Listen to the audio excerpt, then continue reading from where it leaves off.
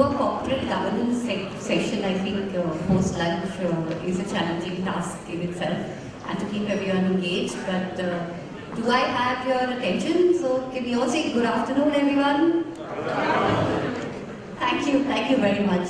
And it's not actually just a lady to arrange the house. I also work with, IKEA, and a room setting is very, very important to us.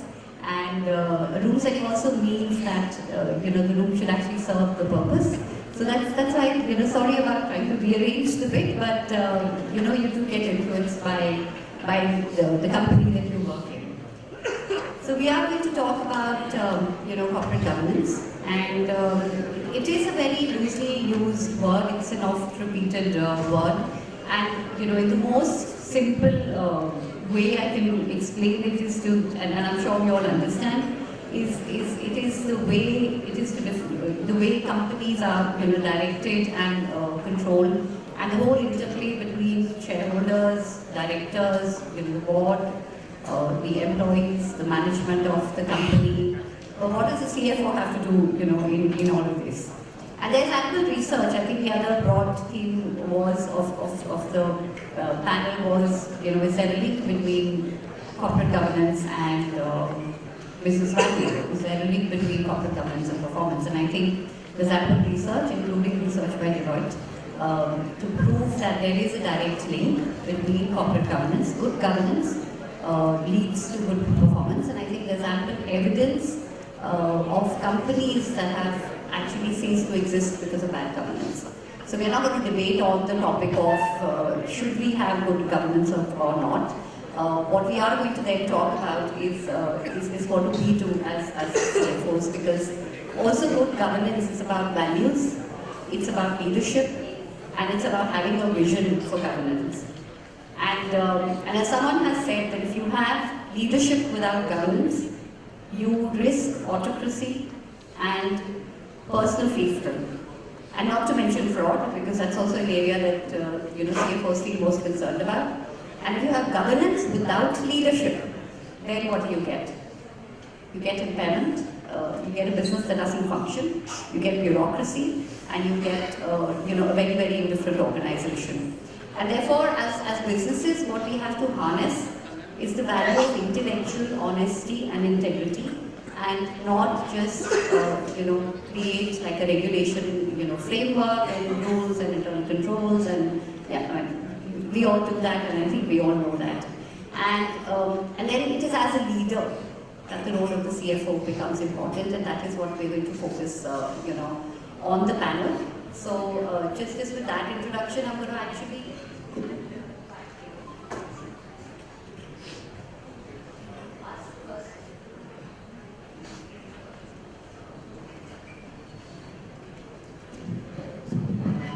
Hello? Yeah. Okay. The first question that to you, because if we say that governance is about leadership, it is about influence. Yeah.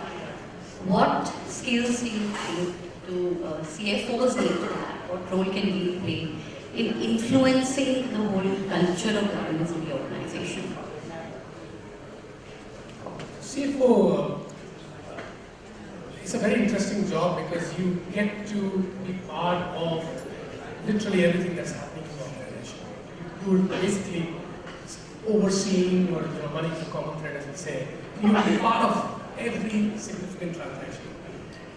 The second role, as soon as you become a CFO, you realize is that you are the person who's translating what the board is saying, what the industry is saying, what's the organization, you're talking to the CEO and the rest of the organization all the time.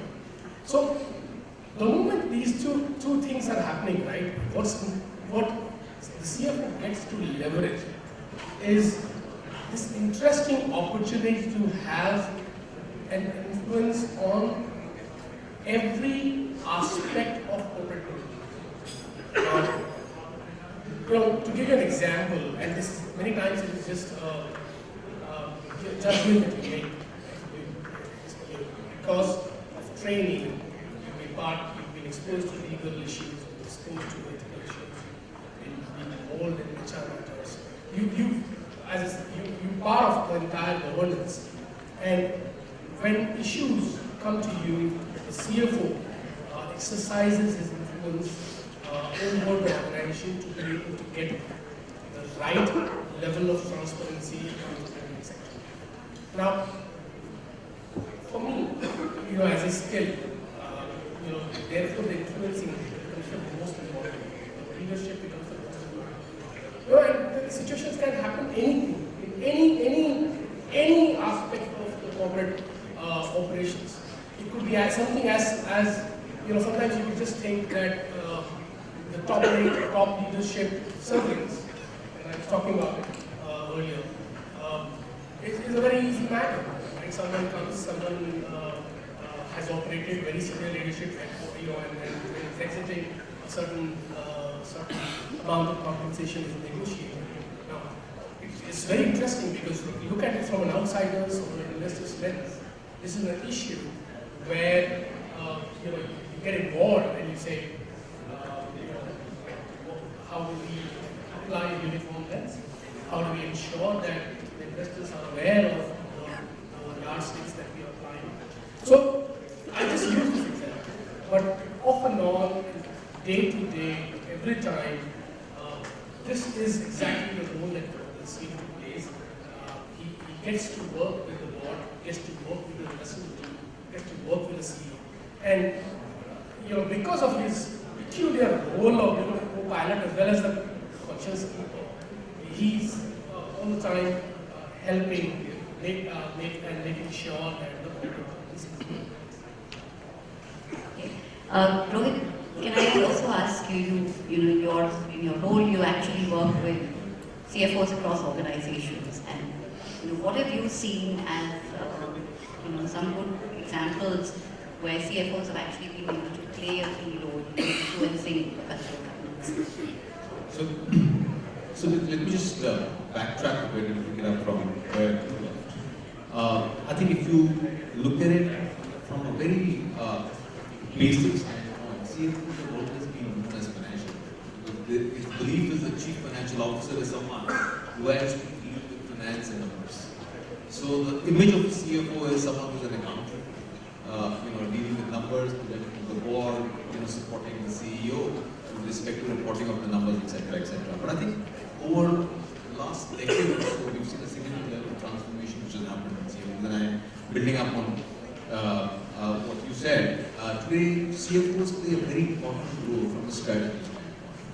And I totally agree with you because they are the best place to have a full rounded view of what's happening in the organization. So, there's a big saying, I don't know where it came from, but everyone talks about the fact that data is the new oil. Today, you are in control of that oil in the organization where you can actually understand, whatever strategies which you're driving in the organization, are they getting converted into the results which you foresee on the basis of the strategy. So you have a very different perspective anyone else is compared to in the organization. So that's one. The other thing which I would like to highlight is that from a CFO standpoint today, we've seen that the expectation is that you are an individual who's very, very confident, very, very persuasive, because you need to deal with multiple stakeholders, both internal as well as external. So what you put on the table as a point of view gets a huge amount of weightage, because you truly are a brand ambassador, or I would say a true brand ambassador for the organization. So that's something which I've seen a big transformation happening from a usual finance individual to someone who's looking into strategy, who's actually provides a second viewpoint to the board from a governance standpoint, who's actually has a very different level of relationship with the CEO, because he's the one who does all the, he or she's the one who does all the checks and balances, so to say, right? And in addition to that, you play a very important role from the strategy standpoint, and especially if you look at today, with the huge amount of disruption, whether it's on technology, whether it's on digitalization which is happening, the CFO in itself, the role of itself is evolving, because you are supposed to technically be the master of all, who understands the impact and can foresee what do I need to change in my entire financing, business implementation pattern, whether it's controls, processes, financing, all those aspects of the business. So I think it's a much larger role than what we believe used to be maybe a decade back. And you know, the very fact, you know, you were saying that, I think you did mention that, okay, so you do play kind of a co-pilot, I think that's the word you use, co-pilot with your CEO, right? And I've also seen instances where technically CFOs have actually been successors of very large CEOs, both in India as well as globally.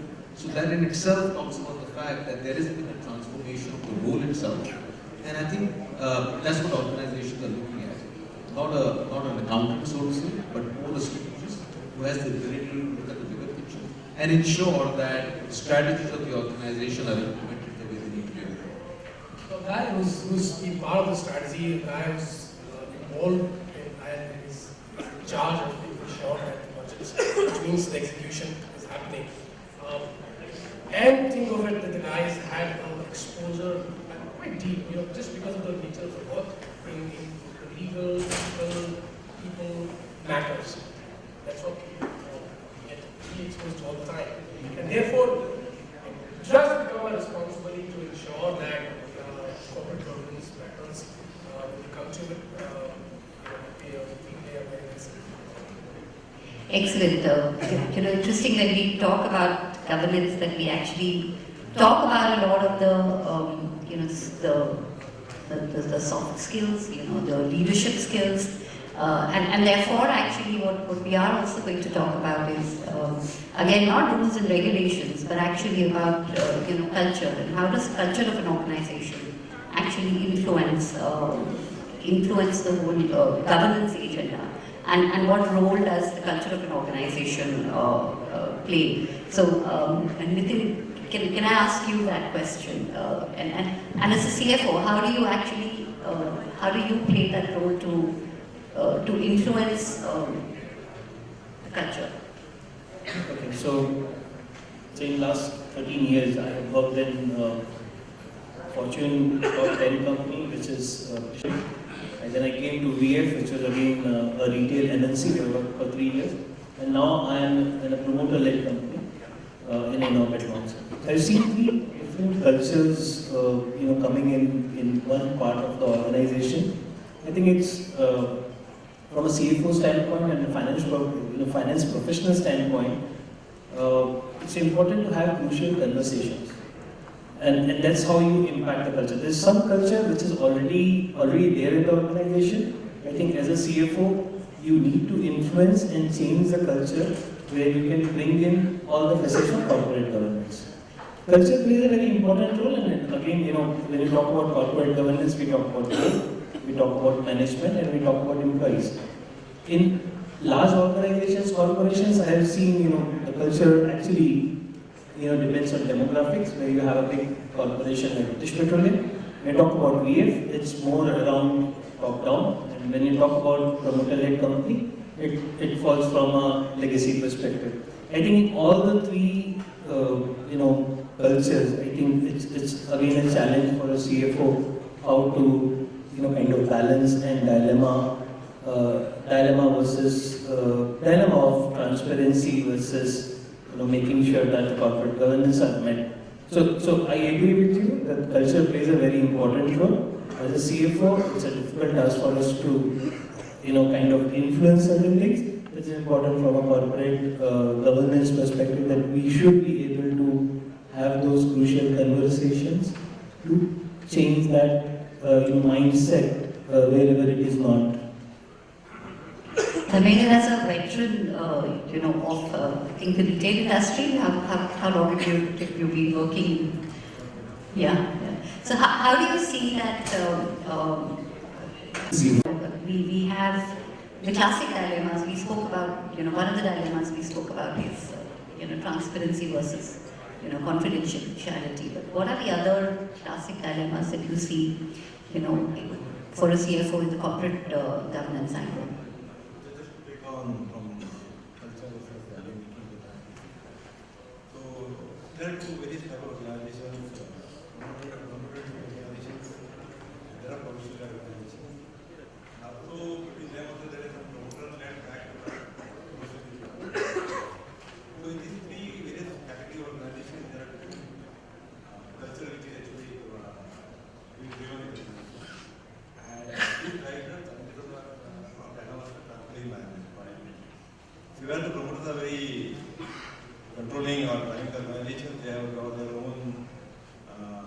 way of having the transparency and this thing. And in that context, I think the challenges at dilemmas are quite different compared to the professional organization where there is a clear distinction between the ownership versus the management team. So there I think the owners actually put a lot of onus on the management team to ensure that there is transparency. So there is a very different quality of transparency in the two organizations. Now, as CFO, one has to drive the transparency. It has been a very delicate or balancing act one has to say. Okay. So I think somewhere the culture helps. The organization has got into the culture of transparency. Actually, that builds up the CFO can leverage on that and drive the transparency through that process. Okay. But again, I think between the transparency and the confidentiality, there is a very thin line between these two aspects, which has been a challenge for the management team, also coming from the investor perspective or from the ownership perspective. So I think the CFO has to has to use his own skill set in terms of prudence, accountability, going through risk management skills, okay, driving the consequence of the transparency versus non-transparency. Because I think these all are brought forward towards the board or to the larger stakeholders. I think then he is able to drive very smoothly these aspects of the transparency of this confidentiality aspect also. I think if you look at it, as you rightly pointed out, the CFO is actually the guardian of integrity. And we learn about management reporting, whether it's internal, external, and different time frames and things like that. But one thing I've seen is that how does the management, and CFO being part of it, see the management, how does the management deal with their stakeholders, both internal and external, has a very strong bearing on how the larger organization views the way business happens. Right. So whether it's a multinational or an Indian company, it's very important when you talk about culture. How the senior management is actually operating with their stakeholders, more so external, has a very strong bearing in terms of culture building within the large organization. The mindset is this is the way business happens. So if you compromise in certain aspects of your roles and responsibilities, that's the belief which runs down the organization. That's the way business happens, which is not actually. So that's a big driver of building culture. So, don't at the top, like you just said, right? So, how does everybody, you many times, it's so amazing that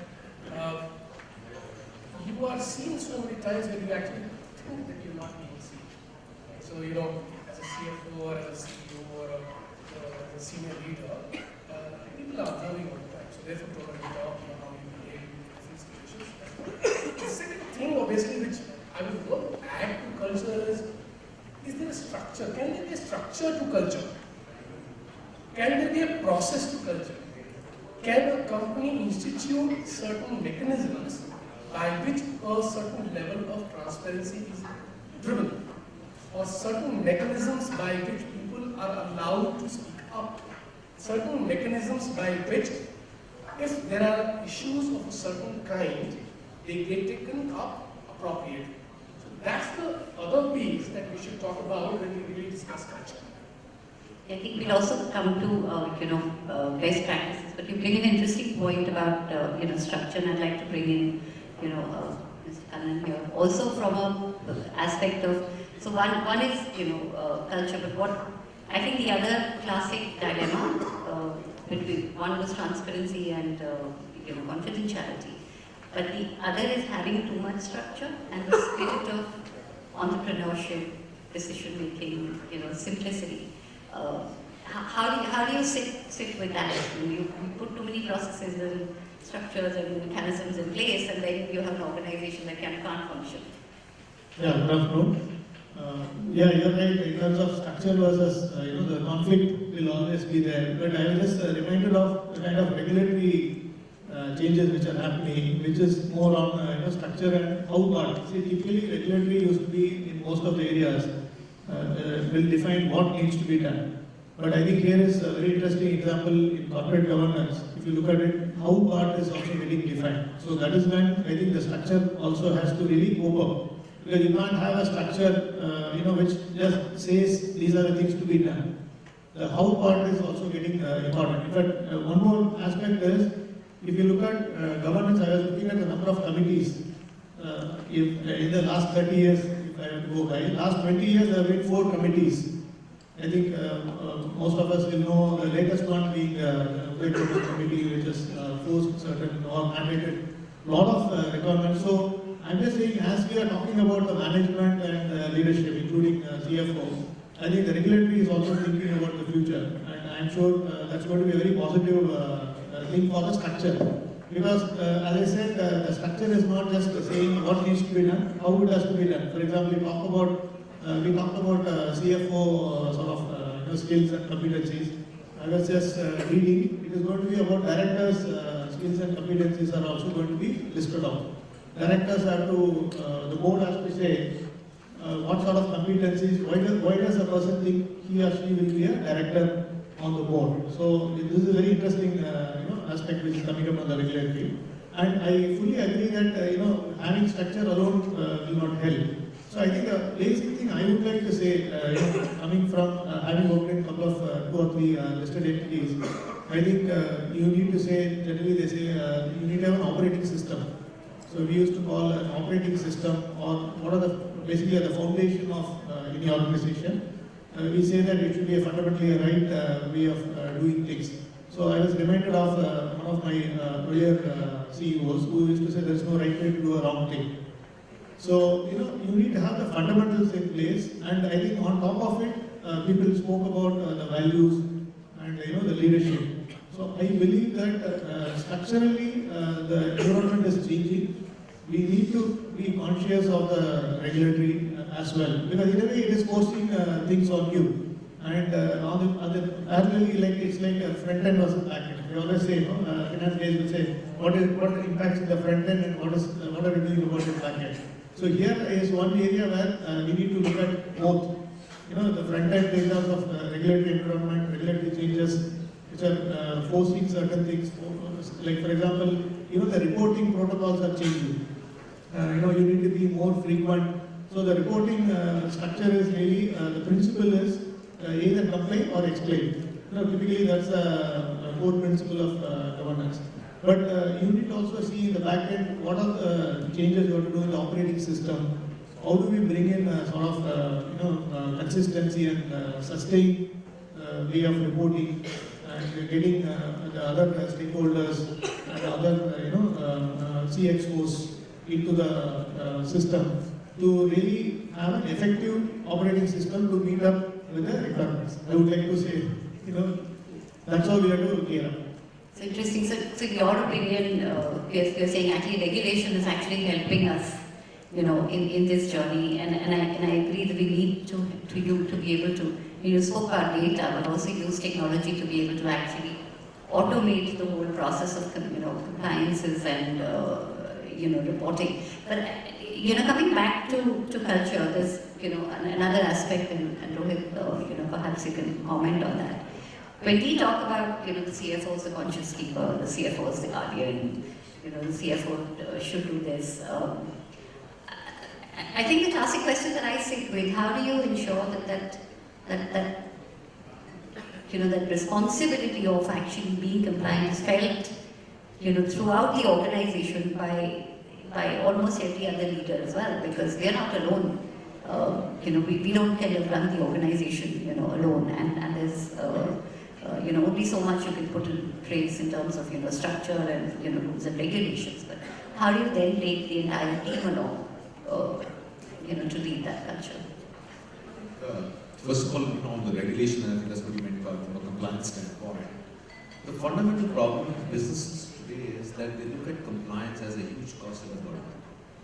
That in itself needs to change.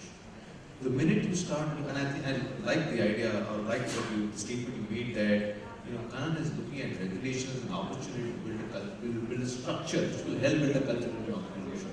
I think that's the right way of looking at things. The minute you start worrying about changes in regulations, which will lead to more work, more cost, more burden, etc., automatically you will be in a situation where the larger organization will also start thinking, compliance, or I would say, compliance with regulation as a burden. But the minute you twist it around and say, okay, we can leverage it to our advantage. It becomes more as an investment rather than as a cost.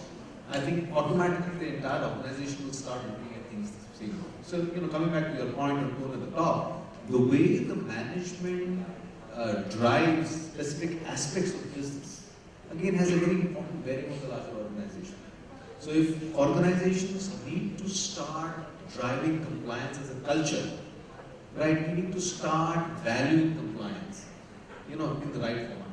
So I mean, that's the way I would look at it. To touch on another important aspect, which is transparency. So if you look at most of the governance failures, in the corporate world, the information has existed in the system. It is, people are known. So it's not that, information has not existed in the system. And that brings me actually to the important aspect of employees or, co-workers, as we call them in IKEA. And maybe if you could, comment on how do you create a platform where the information flow, the right information flow to the decision makers is there. We all say that the employees are the biggest assets that we have as organizations, and how do we actually leverage and use the power of our own employees to create transparency and awareness. I think it's very important for the employee employment in terms of to drive the transparency. I think we have to create the mechanism of empowering the employees to the mechanism in terms of ensuring that they get the proper resource, proper tools, proper information, the support system so that they can take the proper decision making, they can actually implement the governance system what is required. Most of the time I think the policies are made but not communicated effectively to the larger set of all the stakeholders. So also I think it's very important that all policies and procedures or policies which is being made is communicated effectively across the stakeholders. And employee becoming one of the key stakeholders in terms of driving the government. He is the key decision maker also in the whole process. So I think as a CFO organization where I think equally responsible to ensure that these policies are in place, procedures are in place. So how we communicate, how we actually make aware them of all these policy, what is the consequence of not adhering to the policy. So I think people have to know both positive and negative impact of both the aspect of the governance compliance and non-compliance. So if I think that is actually adopted and mechanisms are put in place, I think the quality of governance can be much better. We used to follow one simple thing. Of course, it helps in governance in a narrow sense as well as in a larger sense. Have a faster rotation of people, a frequent rotation. Simple thing, I would say, like we always say, we do it in our back-end functions. That really helps. Like what you said, in terms of picking up something, thread or information. Maybe it may be there for 2 or 3 years, but beyond 2-3 years, you can always catch it. And I think the history has shown, or the instances have shown, that when the change happened of a person or a leader, really you get to know, and at least the damage is minimized.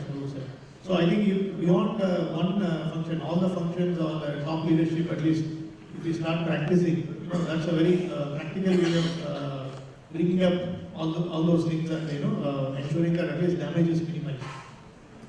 I think your question on transparency, so my answer to that is if you have too much transparency in the system, it creates chaos. And if you have too much confidentiality in the system, it creates a lack of trust. I think we as a CFOs need to balance that. Many times it happens from my practical examples, we have certain leadership team meetings where quite few points have now been discussed. But after the meeting is over and we have a monthly town hall, me and my CEO normally sit together and we decide on what are the things we need to kind of tell a wider audience. Because one from an engagement perspective, because every employee, the moment an employee is employed in the organization, he gets a right of information, the basic information, while he is working, what is the basic purpose, and what's the bigger goal over there. So I think from a transparency perspective, we normally take a call on these are the things which probably we should definitely tell them. And there are certain things which are still in a nascent state, but we're still not completely mature. Probably once it gets to a certain level, then probably we can disclose to the employees. Because the employees should understand what is the bigger purpose in the organization, and that's how you get that motivation to work towards it. And may you wanted to add to that? Yeah, and so exactly same point. And as and when employees come up then with questions or issues, and how does the organization or the leadership react to it is a big one. So that's where the key role that we play. So we put on a structure, we made sure that the right people get the right information, we leverage technology a lot, because we provide so much information, it's a problem like you just said. But you put right information to right people, they're doing your job, right? They're just coming and they're making sure that the right questions are asked. So that's corporate governance. Now, if there is an issue, and if there is a challenge that someone just brings up to you, sometimes it's, you're very familiar with the issue, I know that's fine, right? But as leaders, how do we bring structure to it, respect the process, make sure that the issue or the questions are encouraged. So this is very important in the context of the question we were discussing on culture. If we encourage people to ask questions, if we encourage people to put the right thing, address it in the right manner, the right amount of information, it really works well. Because then you have like thousands of times. Excellent. So then can we then talk about some of the practical examples of the structures to put in place? And one of the things we spoke about, but also rotation. I think you mentioned town halls, but what are the best practices in governance? That you've seen, and it will be actually interesting to hear from each of you as panelists in terms of what are you doing in your organizations, in your current roles, in previous roles, and what are the practices that you would like to bring into your organizations as well. I will just say, though it's a regulatory account, but I think it's going to be a tremendous value in terms of the independent directors coming in and completely it is getting opened up.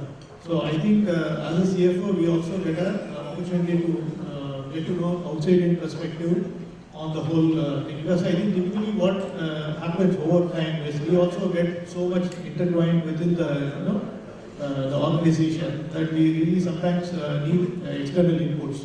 So typically I have seen when independent director may not have a domain expertise, it's just he or she comes and sits on this one as Tanmay said, ask the right questions. Sometimes it really opens up. Actually, practically I've seen this aspect we have not looked at all. So I think one positive way I would say CFOs are going to benefit because the interactions are going to happen with CFO and CEO.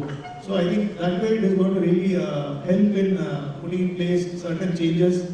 That way we start demonstrating that bringing this kind of outside-in perspective all the time.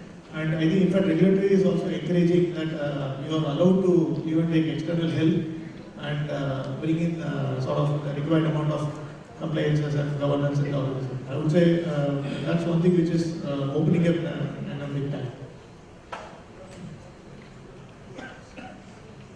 Just to give the fairness part of the I think we had quality of very bad was we had a lot of issue in terms of the contract management where we did a contract and we use the So I think then my team was grappling with the idea of reduce the actually telling us I got it on now we have to reduce the contract. I think paying the difference. So other than my boss paying the point, actually there is a commitment. The negotiation was happy with I was now we have to do money because of other challenges. So we paying the difference or paying the price for lower contract.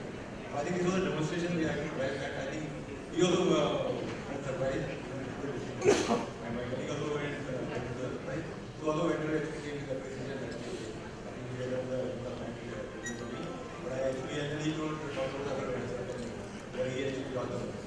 So I think that was I think when I demonstrate the code of conduct, the governance practices what is there. And also I think we have to create a culture of communicating with these organizations. unless we communicate very widely and broadly, I think the people learning will not come out very strongly. So we did with all the set of people, okay, starting from our stroller, 100 people, that kind of thing. I think once we start talking about all these stories, I think the culture is stronger.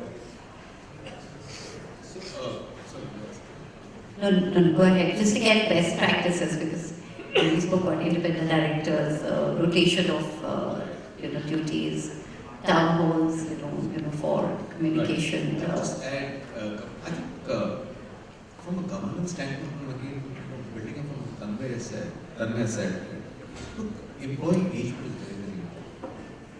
At the end of the day today, and I think you did mention in one of our offline discussions, that's the biggest set. That's our biggest set. For any organization, they are big sets. Now, having said that, if you look at how are we actually empowering them, and I will ask a very simple question, possibly to the audience and everyone. Today, when there is a town hall and a CEO addresses the town hall, how many people actually raise their hand and ask a question? A difficult question. Now, when they don't do that, that demonstrates the amount of empowerment in employees. I think we as organizations need to start engaging more. There is always a thin line between transparency and confidentiality. I think rules have to be set up upfront. Larger organization needs to understand each one of them will get all the information which they need to do their job well. Right? In case there is more information that needs to be shared, will be shared. I think that's the way you need to, build that level of trust with the employees of the organization. And once that level of trust gets built up, and in fact, I'll just digress, but I'll just make one comment. Perception also drives a lot of decisions within the organization, both within and as well as outside the organization. Today, when I ask a question to maybe the audience, which is the company we believe is the most, honest or highly integrated, and they will want to do maybe companies, right? While 99% of the other companies are not ethical, so to say, while they're doing the same kind of work. Right, but it's also a perception building. I think today organizations are investing a lot in ensuring that there is employee engagement. There is a very positive perception which is building within the organization, which is helping employees to become more empowered, right? Which is setting the rules in place. So there is no disconnect. I think that's what we talked about. There is no disconnect in terms of what should be expected from the management, from the employees, etc. So that's what's happening and changing in today's environment. Technology is playing a big role. There is social media. The biggest worry is if we say something, it will go online in 20 seconds or less than 20 seconds. Right? It is challenging as a CFO. I think one of the dilemmas is how much to share, how much not to share, because you don't know what might hit the headline tomorrow. So it's not an easy job, I must say. Although I'm not a CFO, but I can, so I thought that's what I can empathize for. So I think you spoke about social media, and it is a dilemma because of course everybody wants to be transparent, but what is stopping people actually at the town hall to do a video of the CEO or the CFO or whichever leader is speaking and actually posting it online? It happens. So yeah, it's a two-way street. When you empower people, you also expect responsibility. Again, kind of for me goes back to values and goes back to the culture. But any other best practices that? So just to build on when you talk about town halls, we have a practice where this box you can just put an anonymous question, and the CEO normally stands up and gives an answer. Again, that's an extension. I think some of the best practices which probably I've seen in 3 years in the mall business. The small business is quite open towards the public. We have more than 4 crore people come up to, and of course, from an idea perspective. So we have a practice where we have given do's and don'ts to each and every employee of the organization. And when I talk about employee, we don't differentiate between an outsourced employee who is a security guard. So if there is a government official coming in, out the government official, if there is somebody who is doing something which is not allowed in the organization or in the mall premises, which might be a hindrance on the safety or from a traffic perspective, he knows what he has to do. I think it starts from the top and it goes down to the final end. And the moment he understands that this is something which is expected from me, he becomes involved. So that's empowerment, and where we encourage people to tell us what is the good story. So there was one good story where a foreigner came in the mall, she got hurt, and within 15-20 minutes there was an ambulance called, the mall staff took her to the hospital, got the first aid, she came back and she wrote on the digital media. And this is the practice. So he was called in our annual conference, and he was given one of the biggest award. And then that's when we stood up, at the entire management team was on the dais, and we said this is the kind of behavior we expect from all the employees. So that's actually the practices which I just wanted to add to. But that's interesting, because if you put in place structure and regulations, and then if people understand that it's not structure, sometimes it's not restricting people, it's actually enabling people, because then you understand the framework in which you're operating, and within that framework you're actually free to behave, and then rewarding something that someone has done well also, I think, goes a long way in promoting that behavior too, and showcasing it to other people. Tanmay, you want to add? I guess we've broadly covered it. So to me, some of the other practices which we are all very familiar with. Yeah. So exactly. A regular practice by which what we do is we run training programs. We make it mandatory for people to undergo, and even if you've done it the last year or the year prior, and you essentially go through all of these committees that are formed, the policies that you have, whether it's harassment policies, complaint, etc., and we make sure that all the employees go through this policy at least once in a year. So what we do is we make them undergo a video training program, and we just go through all the right things and click and make sure that they're at least heard it once and undergone. So it's important just to reiterate once in a year, because it's top of mind when you're there. Today's organization is so big that this kind of a practice really helps. That's what we do. Okay, I will actually just do one last question, and I know we are, actually running out of on time, but as probably the only woman panelist, I don't know if you've all been attending the sessions where there have been, other women speakers through the day. How important the role does diversity is on everyone's agenda, and it's also kind of part of rules and regulations being brought in, but does diversity play a role in governance? Is it important? Is diversity, and then I'm not just talking of gender diversity. Diversity has many connotations, but diversity has a role. Does it have a role in the corporate governance agenda, in your opinion?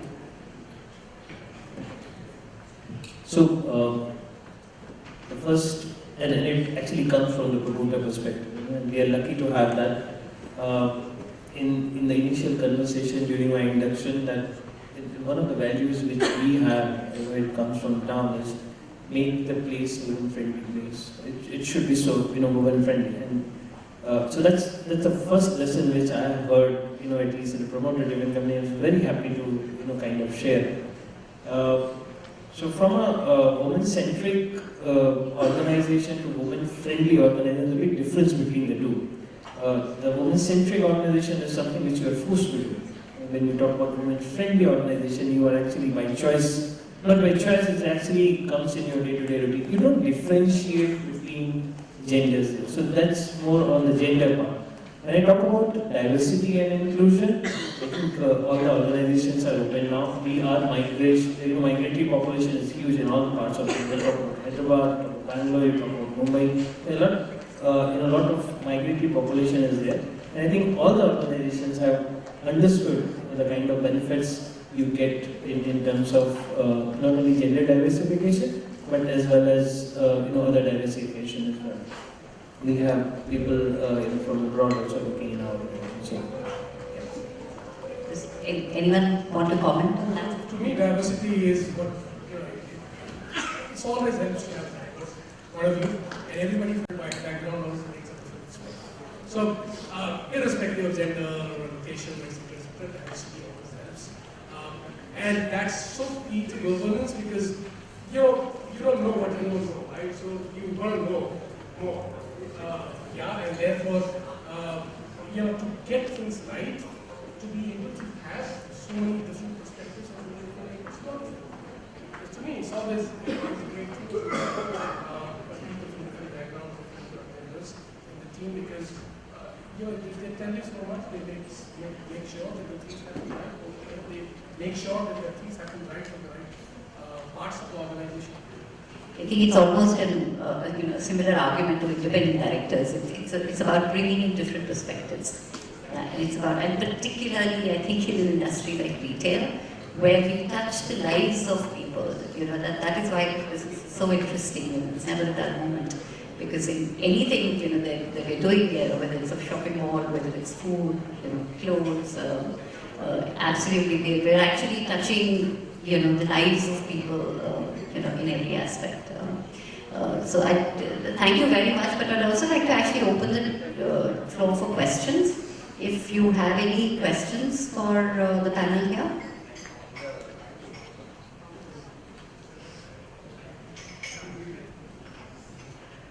Okay, no questions, which is very good. So that means you've done an excellent job. So thank you very much to all of you and really appreciate all the time that you've spent here. Thank you.